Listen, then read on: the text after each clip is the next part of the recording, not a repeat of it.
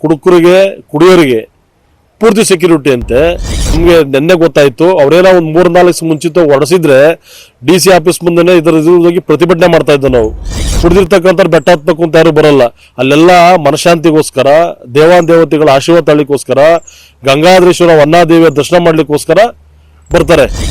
ಬೆಟ್ಟಕ್ಕೆ ಬರೋರು ಬಿಡಲ್ಲ ಅನ್ನೋ ನೀವು ಎಷ್ಟೊತ್ತಕನ ಕುಡಿರಿ ನಿಮ್ಗೆ ಸೆಕ್ಯೂರಿಟಿ ಕೊಡ್ತೀವಿ ಅಂತ ಹೇಳ್ತೀರಲ್ಲ, ಎಷ್ಟು ಮಟ್ಟ ಸರಿ ಇದು? ಕುಡಿದು ಜಾಸ್ತಿ ಆದ್ರೆ ಕಾರಲ್ಲಿ ತಗೊಂಡ್ ಮಂತಕ್ ಬಿಡ್ತೀವಿ ಅಂತ ಸ್ಟೇಟ್ಮೆಂಟು. ಪ್ರೇಕ್ಷಣೀಯ ಸ್ಥಳಗಳು ಶಿವಗಂಗೆಯನ್ನ ನಿರ್ಬಂಧಿಸುತ್ತಿದ್ದಾರೆ ಹೊಸ ವರ್ಷದ ಆಚರಣೆ ಅಂತ ಹೇಳಿ. ಮೊದಲನೇದಾಗಿ ನೆಲಮಂಗಲ ತಾಲೂಕಿನ ಜನತೆಗೆ, ಸಮಸ್ತ ನಾಗರಿಕ ಬಂಧುಗಳಿಗೆ ಹೊಸ ವರ್ಷದ ಶುಭಾಶಯವನ್ನು ಕೋರ್ತಾ ಎಲ್ಲರೂ ಕೂಡ ಸಂತೃಪ್ತಿಯಿಂದ, ಸಮೃದ್ಧಿಯಿಂದ, ನೆಮ್ಮದಿಯಾಗಿ ಜೀವನ ಮಾಡೋಂಥ ಅವಕಾಶ ಭಗವಂತ 2026ರಲ್ಲಿ ಕಲ್ಪಿಸ್ಕೊಡ್ಲಿ ಅಂತೇಳಿ ಭಗವಂತನಲ್ಲಿ ಪ್ರಾರ್ಥನೆ ಮಾಡಲಿಕ್ಕೆ ಬಯಸ್ತೀನಿ. ಎಲ್ಲರೂ ಕೂಡ ಒಳ್ಳೆಯದಾಗಲಿ. ಜನ ಯಾರೂ ಕೂಡ ಅಶಾಂತಿಯಿಂದ ಮನಶಾಂತಿ ಕೆಡಿಸ್ಕೊಂಡು ಬದುಕು ಜೀವನ ಸಾಗಿಸ್ಲಿಕ್ಕಾಗಲ್ಲ. ಎಲ್ಲರೂ ಸಂತೋಷ ಬದುಕಲಿ ಅಂತ ನಂದು ಕೂಡ ಆಶೆ. ಅದಕ್ಕೆ ಗಂಗಾಧರೇಶ್ವರ ವನ್ನಾದೇವಿ ಆಶೀರ್ವಾದ ಇರಲಿ. ತಾಲೂಕಿನ ಸಮಸ್ತ ನಾಗರಿಕರ ಬಂಧುಗಳಿಗೂ ಕೂಡ ಹೊಸ ವರ್ಷದ ಶುಭಾಶಯವನ್ನು ಕೋರ್ತು ನಿನ್ನೆ ಸುಮಾರು ಒಂದು 2-3 ವರ್ಷದಿಂದನೂ ಕೂಡ ಒಂದು ಮಾಹಿತಿ ನೋಡ್ತಾ ಇದ್ದೀನಿ ನಾನು PUC ಓದಬೇಕಾದ್ರೆ, SLC ಓದಬೇಕಾದ್ರೆ ಹೊಸ ವರ್ಷ ಮತ್ತು ಮಕರ ಸಂಕ್ರಾಂತಿ ಬತ್ತು ಶಿವಂಗಿ ಬೆಟ್ಟಕ್ಕೆ ಹತ್ತಲೇಬೇಕು ಅಂತಕ್ಕಂಥ ದೊಡ್ಡ ಹುಚ್ಚು. ಆ ವಯಸ್ಸಿನ ಏಜು ಆ ಮಟ್ಟಕ್ಕಲ್ಲಿರ್ತಕ್ಕಂಥ ಪ್ರೇಕ್ಷಣೀಯ ಸ್ಥಳಗಳನ್ನ ನೋಡಲೇಬೇಕು ಅಂತಕ್ಕಂಥ ಮಾತ್ರ ಒಂದು ದೊಡ್ಡ ಆಕಾಂಕ್ಷೆ. ಸುಮಾರು 3-4 ವರ್ಷದಿಂದ ಈಚೆಗೆ ಅದೇನು ಈ ರಾಜ್ಯ ಸರ್ಕಾರಕ್ಕೆ ರೋಗ ಬಡ್ದೈತೋ ಗೊತ್ತಿಲ್ಲ, ನಮ್ಮ ತಾಲೂಕಲ್ಲಿರ್ತಕ್ಕಂಥ ಸಿದ್ರ ಬೆಟ್ಟ ಮತ್ತು ಶಿವಂಗಿ ಬೆಟ್ಟ ಪ್ರೇಕ್ಷಣೀಯವಾದ ಒಂದು ಅತ್ಯುತ್ತಮವಾದ ಪರಂಪರೆ ಉಳಿರ್ತಕ್ಕಂಥ ಕ್ಷೇತ್ರಗಳವು. ಅಲ್ಲಿಗೆ ಯಾರು ಬರಬಾರ್ದು ಅಂತೇಳಿ ನಿರ್ಬಂಧ ಇರ್ತಾ ಇರ್ತಕ್ಕಂಥದ್ದು ಶೋಚನೀಯವಾದ ಸಂಗಾತಿ. ಇದು ಮನಸ್ಸಿಗೆ ಭಾಳ ನೋವಾಗತಕ್ಕಂಥದ್ದು. ಬೆಂಗಳೂರು MG ರೋಡಲ್ಲಿ ಕುಡಿದು ಮಲಗಿರ್ತಕ್ಕಂಥವ್ರು ಕರ್ಕೊಂಬಂದು ಮಂತಕ್ಕೆ ಬಿಡ್ತೀವಿ ಅಂತ ಹೇಳ್ತಕ್ಕಂಥ ಹೋಮ್ ಮಿನಿಸ್ಟ್ರು ಬೆಳಗ್ಗೆ 6 ಗಂಟೆಯಿಂದ ಸಂಜೆ 6 ಗಂಟೆವರೆಗೂ ಕೂಡ ಪರಂಪರೆ ಉಳಿರ್ತಕ್ಕಂಥ ಪ್ರಸಿದ್ಧವಾದ ಕ್ಷೇತ್ರನ ಪ್ರದರ್ಶನ ಮಾಡಲಿಕ್ಕೆ ಬಿಡಲ್ಲ ಅಂತಂದರೆ ರಾಜ್ಯ ಸರ್ಕಾರದ ಯಾವ ನೈತಿಕತೆ ಮೇಲೆ ಕುಡುಕರಿಗೆ ಕುಡಿಯೋರಿಗೆ ಪೂರ್ತಿ ಸೆಕ್ಯೂರಿಟಿ ಅಂತೆ. ಹಿಂದೂ ದೇವಾಲಯಗಳನ್ನ ದರ್ಶನ ಮಾಡ್ತಕ್ಕಂಥವ್ರು ಯಾರಿಗೂ ಕೂಡ ಅಲ್ಲಿಗೆ ಬರಬಾರ್ದು, ಅಲ್ಲಿ ನಿಷೇಧನೆ ಜಾರಿ ಮಾಡಿದೀವಿ ಅಂತ ಆದೇಶ ಹೊರಡಿಸ್ತಾರಲ್ಲ, ನಾಚಿಕೆ ಆಗ್ಬೇಕಿರಲಿರ್ತಕ್ಕಂಥ ಸರ್ಕಾರಕ್ಕೆ ಮತ್ತು ಯಾರು ಆದೇಶ ಮಾಡೋರಲ್ಲ, ಆದೇಶ ಮಾಡಿರ್ತಕ್ಕಂಥವ್ರಿಗೆ ಇದು ಭಾಳ ನವೀನ ಸಂಗಾತಿ. ಇದು ಆದ ಕಾರಣ ನೋಡಿ, ನಿಮ್ಮಲ್ಲೇನಾದ್ರು ಕೂಡ ದಮ್ಮಿದ್ರೆ ಇಡೀ ರಾಜ್ಯದಲ್ಲಿ 31ನೇ ತಾರೀಕಿಂದ ಹಿಡಿದು 2ನೇ ತಾರೀಕಿನ ಬೆಳಗ್ಗೆವರೆಗೂ ಬಾರ್ ಕ್ಲೋಸ್ ಮಾಡಿ ನೋಡೋಣ. ಆಗಿದ್ರೆ ಎಣ್ಣೆ ಯಾರು ಕುಡಿಯೋದು ಬಂದ್ ಮಾಡಲಿ ನೋಡೋಣ. ಅಲ್ಲೆಲ್ಲಿ ಕುಡುಕರಿಗೆಲ್ಲ ಕುಡಿಯೋರಿಗೆಲ್ಲ ರಕ್ಷಣೆ ಕೊಡ್ತಕ್ಕಂಥ ನೀವು ಮೆಟ್ರೋ ಜಾಸ್ತಿ ಮಾಡ್ತೀವಿ, ರಾತ್ರಿ 12 ಗಂಟೆವರೆಗೂ ಕೂಡ ಸೆಕ್ಯೂರಿಟಿ ಕೊಡ್ತೀವಿ ಅಂತ ಬೆಂಗಳೂರಲ್ಲಿ ಸ್ಟೇಟ್ಮೆಂಟ್ ಕೊಡ್ತಕ್ಕಂಥ ರಾಜ್ಯ ಸರ್ಕಾರ ಸುಮಾರು ದೇವಾಲಯಗಳಿರ್ತಕ್ಕಂಥ ಪ್ರಸಿದ್ಧವಾದ ಕ್ಷೇತ್ರಗಳನ್ನ ಅದು 5 ಡಿಸ್ಟಿಕ್ಕಲ್ಲಿ ಮಂಡ್ಯ, ರಾಮನಗರ, ಬೆಂಗಳೂರು ಗ್ರಾಮಾಂತರ, ಚಿಕ್ಕಬಳ್ಳಾಪುರ ಈ 5 ಡಿಸ್ಟಿಕ್ಕಲ್ಲಿ ಒಳ್ಳೊಳ್ಳೆ ಕ್ಷೇತ್ರಗಳನ್ನ ನಿರ್ಬಂಧ ಮಾಡಿದಿರಲ್ಲ, ಯಾವ ಪುರುಷಾರ್ಥಕ್ಕೋಸ್ಕರ ನಿರ್ಬಂಧ ಮಾಡಿದಿರಿ? ಅಲ್ಲಿ ಅಂಗಡಿ ಮುಂಗಟ್ಟು ಇರ್ತಕ್ಕಂಥವ್ರು, ವ್ಯಾಪಾರ ಮಾಡ್ತಕ್ಕಂಥವ್ರು, ಸಗಟು ವ್ಯಾಪಾರ ಮಾಡ್ತಕ್ಕಂಥವ್ರು, ವಾಹನಗಳ ಹರಾಜು ಕಂಡಿರ್ತಕ್ಕಂಥವ್ರು ಒಂದು ಮಹತ್ವ ದೊಡ್ಡ ಆಕಾಂಕ್ಷೆ ಕಂಡಿರ್ತಾರೆ. ಈ ಹೊಸ ವರ್ಷ ಬಂದರೆ ಜನಗಳ ಸಂಖ್ಯೆ ಜಾಸ್ತಿ ಆಗ್ತದೆ, ಒಳ್ಳೆ ವ್ಯಾಪಾರ ಆಗ್ತದೆ, ನಮಗೆಲ್ಲ ಜೀವನಕ್ಕೆ ಒಂದು ಅನುಕೂಲ ಆಗ್ತದೆ, ಆಸೆ ಕಂಡಿರ್ತಕ್ಕಂಥವ್ರಿಗೆ ನೀವು ನಿರಾಶೆ ಮಾಡ್ತಕ್ಕಂಥದ್ದು ಎಷ್ಟು ಮಟ್ಟಿಗೆ ಸರಿ? ಇದು ಭಾಳ ನವೀನ ಸಂಗಾತಿ. ಮುಂದಿನಗಳಲ್ಲಿ ನಮಗೆ ನಿನ್ನೆ ಗೊತ್ತಾಯ್ತು, ಅವರೇನೋ ಒಂದು 3-4 ಮುಂಚಿತ ಹೊಡೆಸಿದ್ರೆ DC ಆಫೀಸ್ ಮುಂದೆ ಹೋಗಿ ಪ್ರತಿಭಟನೆ ಮಾಡ್ತಾ ಇದ್ದೋ. ನಾವು ಯಾವುದೇ ಕಾರಣಕ್ಕೆ ಇದು ಸಹಿಸಂತ ಮಾತೇ ಇಲ್ಲ.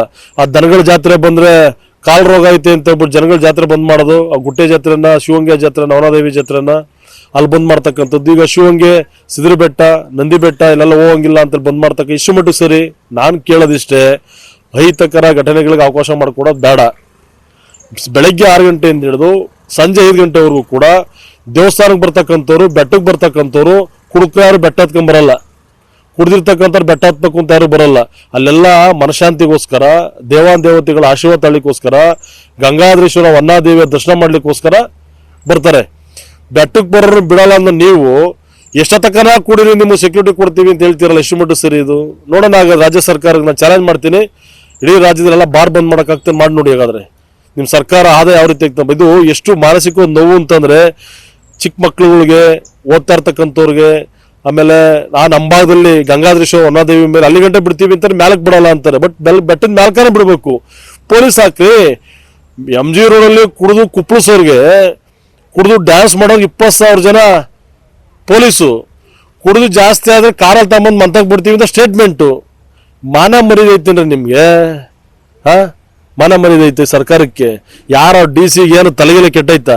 ಈ ತರ ಆದೇಶಗಳನ್ನ ಮಾಡಿ ವರ್ಷಕ್ಕೊಂದ್ಸತಿ ನಡೀತಾ ಇರ್ತಕ್ಕಂಥ ಪರಂಪರೆಯನ್ನ ಇತ್ತಿಗೆ ಬೂನಾದಿನ ಹಾಳು ಮಾಡ್ಲಿಕ್ಕೆ ಹೊರಟಿದಿರಲ್ಲ, ಇದು ನನ್ನ ಮನಸ್ಸಿಗೆ ಬಹಳ ಆಘಾತ ತರ್ತಾ ಇರ್ತಕ್ಕಂಥ ವಿಚಾರ. ನನಗೆ ನೆನ್ನೆ ಗೊತ್ತಾಗೋದು ವಿಚಾರದು. ಅಟ್ಲೀಸ್ಟ್ ಆ ಶಿವಗಂಗೆ ಭಾಗದಲ್ಲೆಲ್ಲ ಈಗ ವಾಹನಗಳು ಅರೇಂಜ್ ಮಾಡ್ಕೊಂಡಿರ್ತಕ್ಕಂಥವ್ರು ಏನಾಗಬೇಕು? ಅವರು ದೊಡ್ಡ ದೊಡ್ಡ ದುಡ್ಡುಗಳೆಲ್ಲ ಕಟ್ಟಿ, ಪಂಚಾಯತಿ ಲೆವೆಲ್ ದುಡ್ಡೆಲ್ಲ ಕಟ್ಟಿ, ತಾಲೂಕ್ ಪಂಚಾಯತಿ ದುಡ್ಡುಗಳು ಕಟ್ಟಿ ಹರಾಜು ಮಾಡ್ಕೊಂಡಿರ್ತಕ್ಕಂಥ ಸ್ಥಿತಿಗತಿ ಏನಾಗಬೇಕು? ಅಲ್ಲಿ ದೊಡ್ಡ ವ್ಯಾಪಾರ ಅದೇ ಆಗುತ್ತೆ ಅಂತ ಹೇಳ್ಬಿಟ್ಟು ದೊಡ್ಡ ಆಕಾಂಕ್ಷೆ ಇಟ್ಕೊಂಡು ಸುಮಾರು ರೇಷನ್ಗಳು ಅವೆಲ್ಲ ತಮ್ಮಂದು ವ್ಯಾಪಾರ ಮಾಡ್ಲಿಕ್ಕೆ ಕನ್ಸ್ ಕಟ್ಕೊಂಡ್ರಲ್ಲ, ಅವ್ರ ಬದುಕೇನಾಗಬೇಕು? ನಾವು ಹಿಂದೂ ದೇವಾಲಯಗಳ ಮೇಲೆ ನಂಬಿಕೆ ಇಡ್ತಕ್ಕಂಥ ಬೆಟ್ಟ ಹತ್ತು ಯಾರಾದ್ರೂ ಕುಡಿಯೋರು ಬೆಟ್ಟ ಹತ್ತ ಬಿಸಿಲಲ್ಲಿ ಬೆಟ್ಟ ಹತ್ತು ಹೋಗಿ ದೇವ್ರ ದರ್ಶನ ಮಾಡ್ತಾರ? ಜನರಲ್ ಆಗಿ ಯೋಚನೆ ಮಾಡ್ಲಿ. ಅಲ್ಲಿ ಬರ್ತಕ್ಕಂಥವ್ರು ದೈವ ಭಕ್ತಿ ಇರ್ತಕ್ಕಂಥವ್ರು, ದೇವ್ರ ಆಶೀರ್ವಾದ ತಾಳತಕ್ಕಂಥವ್ರು, ಆಮೇಲೆ ಆ ಪರಂಪರೆ ನೋಡ್ತಕ್ಕಂಥವ್ರು. SLC PUC ಈ ಒಳಪಟ್ಟು ಹಿಂದಿರ್ತಕ್ಕಂಥ ಹುಡುಗರಿಗೆಲ್ಲ ದೊಡ್ಡ ಆಸೆ. ಬೆಟ್ಟ ನೋಡಿ, ನಾನು 25 ವರ್ಷ ಆಯ್ತು ಈ ಬೆಟ್ಟ ಹತ್ತಕ್ಕೆ ಆಗ್ತಾ ಇಲ್ಲ. 25 ವರ್ಷದಿಂದ ನಾನು ಬೆಟ್ಟ ಹತ್ತಿದ್ದು, ಅವತ್ತು ನೋಡ್ಲೇಬೇಕು ಅಂತ ದೊಡ್ಡ ಹುಚ್ಚು. ಆ ಏಜ್ ಅಲ್ಲಿ, ಆ ಸಮಯದಲ್ಲಿ, ಆ ಸಂದರ್ಭ ತಕ್ಕ ಏನಾಗಬೇಕು ಅದು ಆಗ್ತದೆ. ಆದ ಕಾರಣ ರಾಜ್ಯ ಸರ್ಕಾರ ಈ ಕಡೆ ಗಮನ ಹರಿಸ್ಬೇಕು. ಇಡೀ ರಾಜ್ಯದಲ್ಲಿ ಎಲ್ಲೆಲ್ಲಿ ಏನೇನು ಮಾಡ್ಕೊಂಡು ಹಾಳಾಗೋಗ್ಲಿ. ಬಟ್ ನಮ್ಮ ಜಿಲ್ಲೆಯಲ್ಲಿ, ನಮ್ಮ ತಾಲೂಕಲ್ಲಿ 2 ಕ್ಷೇತ್ರಗಳನ್ನ ಸಿದ್ರಿ ಬೆಟ್ಟ ಮತ್ತೆ ಶಿವಂಗಿ ಬೆಟ್ಟ 2 ನಿರ್ಬಂಧ ಮಾಡೋರೆ. ಮುಂದಿನ ದಿನಗಳಲ್ಲಿ ಯಾವುದೇ ಕಾರಣಕ್ಕೂ ಕೂಡ ಅವಕಾಶ ಮಾಡಿಕೊಡ್ಲಿಕ್ಕೆ ಹೋಗಲ್ಲ. ಏನೋ ರಾಜ್ಯ ಸರ್ಕಾರಕ್ಕೆ ಮತ್ತು ದೊಡ್ಡ ದೊಡ್ಡವರಿಗೆ ಕ್ಷೇತ್ರದ ಆಯಾ ಕ್ಷೇತ್ರದ ಶಾಸಕರುಗಳಿಗೆ ಮನಗಟ್ಟು ಮಾಡ್ಲಿಕ್ಕೆ ಬಯಸ್ತೀನಿ. ನಿಮ್ಮಲ್ಲೇನಾದ್ರು ಕೂಡ ಜನಗಳಿಗೆ ಅನುಕೂಲ ಮಾಡಿಕೊಡ್ಬೇಕು, ಪರಂಪರೆ ಎತ್ತಿಡಿಬೇಕು ಅಂತಕ್ಕಂಥ ನೈತಿಕತೆ ನಿಮ್ಮಲ್ಲಿದ್ರೆ ಇಮಿಡಿಯೇಟ್ಲಿ DC ಅವ್ರಿಗೆ ಫೋನ್ ಮಾಡಿ ಯಾವ ರೀತಿ ಸೂಚನೆ ಕೊಡ್ತಿರೋ ಜಿಲ್ಲಾ ಸಚಿವರು ಈ ಕಡೆ ಗಮನ ಹರಿಸಿ ಅವ್ರಿಗೆ ನಾಳೆನೇ ಕೂಡ ಆ ನಿರ್ಬಂಧ ವಾಪಸ್ ತಗೊಂಡು ಆ ಜನಗಳಿಗೆ ಬೆಳಗ್ಗೆ ನಾನು ಹೇಳ್ತಾ ಇರೋದು ಅಹಿತಕರ ಘಟನೆಗೆ ಅವಕಾಶ ಮಾಡಿಕೊಡೋದು ಬೇಡ, ಬೆಟ್ಟ ಹತ್ತಲಿಕ್ಕೆ ತೊಂದರೆ ಕೊಡೋದು ಬೇಡ. ಬೆಳಗ್ಗೆ 6 ಗಂಟೆಯಿಂದ ಸಂಜೆ 5 ಗಂಟೆವರೆಗೂ ಕೊಡ್ಲಿ ಸಾಕು. ಬೆಟ್ಟದ ಮೇಲೆ ಹೋಗಿ ಕೆಳಗಡೆ ಬರಲಿ, ಪೂಜೆ ಮಾಡ್ಕೊಂಬರ್ಲಿ, ಜನಗಳ ಸಂತೃಪ್ತಿ ಹೋರಾಟ ಮಾಡ್ಕೊಂಬರ್ಲಿ. ಎಲ್ಲಾ ಕಡೆ ತಾಂಡ ನೀವು ಮೆಟ್ರೋನ 12 ಗಂಟೆ ತನಕ ವಿಸ್ತರಣೆ ಮಾಡಿದೀರಾ. ಸಿಟಿ ಒಳಗೆ CCTV ಕ್ಯಾಮ್ರಾ ಹಾಕಿದೀರಾ.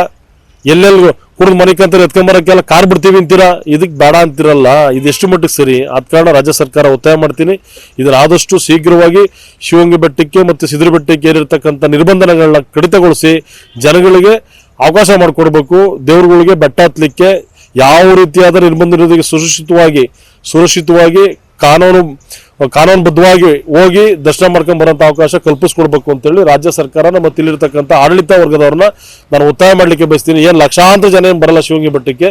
ಅಟ್ಲೀಸ್ಟ್ ಬಂದು ಒಂದು 20-25 ಸಾವಿರ ಜನ ಬರೋದು. 25 ಸಾವಿರ ಜನ ಅವಾಯ್ಡ್ ಮಾಡೋಕ್ಕೆ ನಮ್ಮ ತಾಲೂಕಲ್ಲಿ ಪೊಲೀಸ್ ಇಲಾಖೆ ಬಂದೋಬಸ್ತ್ ಆಗೈತಲ್ವಾ, ಅವ್ರನ್ನ ಬಿಟ್ಟುಬಿಟ್ಟು ಅಲ್ಲಿ ಸೆಕ್ಯೂರಿಟಿ ಕೊಟ್ಟು ಜನಗಳಿಗೆ ಯಾವ ರೀತಿಯ ತೊಂದರೆ ಇಲ್ದಂಗೆ ನಾನು ಜನಗಳಲ್ಲೂ ಮನವಿ ಮಾಡೋದಿಷ್ಟೇ, ನೀವು ಎಲ್ಲಿವರೆಗೂ ಕೇಳೋದಂಗೆ ಇಲ್ಲಿ ಇರ್ತೀರೋ ಅಲ್ಲಿವರೆಗೂ ಇದೆಲ್ಲ ಸಮಸ್ಯೆಗಳು ಇದ್ದೇ ಇರ್ತವೆ.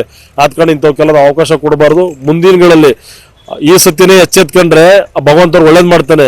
ಮುಂದೆ ಯಾವುದೇ ಕಾರಣಕ್ಕೂ ಕೂಡ ಇಂಥ ಆದೇಶಗಳಿಗೆಲ್ಲ ನಾವು ಬಲಿ ಕೊಡೋಕೆ ರೆಡಿ ಇಲ್ಲ, ಪರಂಪರೆನ ಬಲಿ ಕೊಡೋಕೆ ರೆಡಿ ಇಲ್ಲ.